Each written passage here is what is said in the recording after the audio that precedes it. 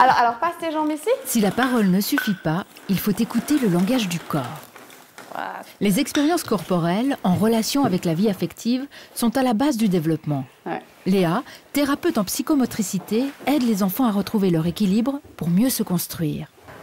Donc ça peut être pour différentes difficultés, ça peut être soit d'apprentissage, donc vraiment scolaire, ou alors pour des problèmes relationnels, de socialisation avec les autres camarades, ou alors avec les adultes, des difficultés émotionnelles, les enfants ils sont plus inhibés, ou plus dans l'agressivité. On a un contact autant avec les parents que les enseignants pour déjà cibler quelle est la difficulté. Après une période d'observation, Léa établit un bilan et propose des activités qui permettent d'atténuer, voire de guérir certains troubles. Voilà. Comme pour sa petite patiente qui présente une tension générale de son corps qui l'empêche de se détendre complètement. Tu montes de ce côté-là, après tu dois tourner et descendre là. À cause de cette tension, elle avait des difficultés d'équilibre, de coordination ou un manque d'aisance aussi dû à son physique qui est quand même plutôt fin. Rapproche-toi, t'es loin, voilà. Et comme le corps est quand même relié au psychisme, on a pu voir que c'était aussi un manque de confiance qui faisait qu'elle était aussi beaucoup dans le contrôle corporel, moi aussi. Le jeu est un moyen dont se sert Léa pour aider les enfants. Ensemble, ils explorent de nouveaux comportements ou exercent certains déroulements du mouvement. Je pense qu'elle a évolué parce qu'elle s'est détendue aussi dans la relation, ce qui n'était pas le cas avant. Elle était toujours tendue par rapport à l'autre et dans ce contexte sécure, elle a pu se lâcher, elle a pu exprimer aussi certaines angoisses où elle avait besoin d'un milieu neutre parce que j'ai pas de lien affectif dans la mesure où je suis ni dans sa famille ni quoi que ce soit. Donc il y a eu des résultats autant du point de vue corporel que scolaire, que relationnel, etc.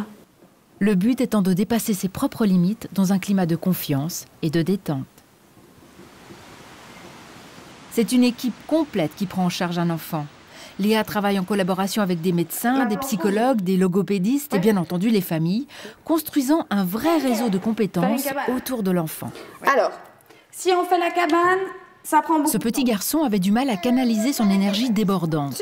Ses parents ont fait appel à Léa pour lui redonner confiance en lui et lui apprendre à gérer les moments de transition, autant dans sa famille qu'à l'école. C'était du débordement total, il n'arrivait absolument pas à se contenir, à gérer son énergie. Mais son énergie, c'était parce qu'il n'arrivait pas à gérer l'émotion, il n'arrivait pas à gérer la séparation, la faim. Et actuellement, même si c'est vif, c'est un enfant qui sera toujours vif. Et heureusement, ça fait partie de lui, mais au moins, on peut terminer une séance sans qu'il y ait besoin de le maintenir, sans qu'il y ait de cris, sans que ça parte dans tous les sens. Donc il y a une évolution. Et s'il y a une évolution dans un contexte qui peut être la salle de psychomotricité, ça va se répandre à l'extérieur. Tu crois que ça va tenir? On verra. Alterner les moments de jeu et de relaxation. Ouais. Ouh.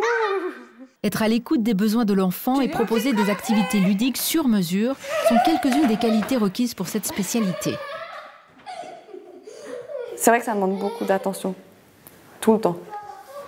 Alors, je pense qu'il faut être à l'aise dans le contact avec les autres. Il faut être quand même plus ou moins à l'aise dans son corps. Avoir de l'intérêt pour tout ce qui est créatif, pour tout ce qui est, surtout pour tout ce qui est l'humain.